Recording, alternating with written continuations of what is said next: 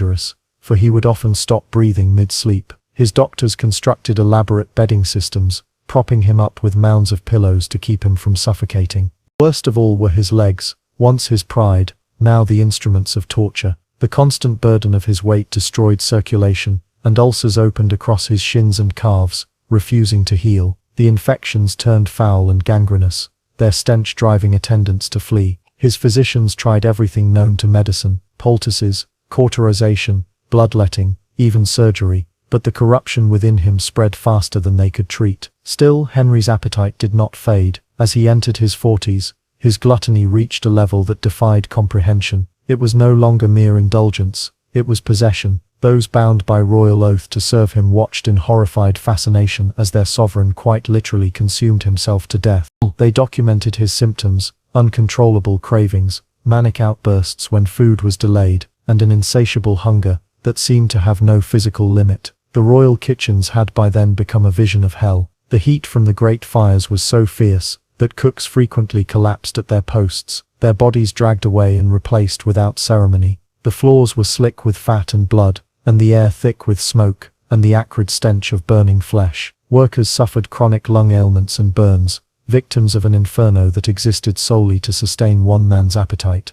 By dawn, Henry's morning feast would begin, a grotesque parody of holy ritual. He would consume what could have fed a village: a whole roasted fowl, beef joints, several meat pies, and loaves of bread piled high. A few hours later came his second breakfast, followed by an opulent luncheon, afternoon snacks, and then dinner, a monstrous performance that violated all natural restraint. Yet even this relentless consumption brought him no peace. Henry's relationship with food had crossed into pathology. He hoarded dishes in his chambers, hiding meat and bread as though preparing for siege. Servants later found rotting carcasses beneath his bed and inside furniture, evidence of a mind detached from reason.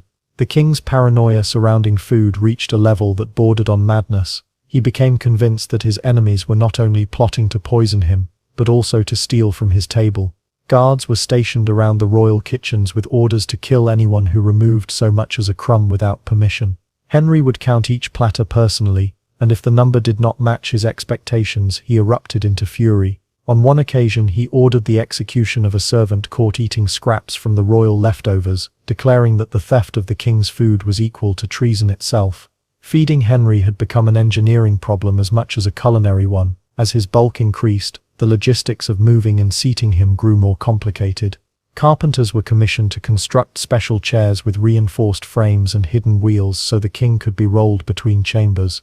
Teams of servants strained to push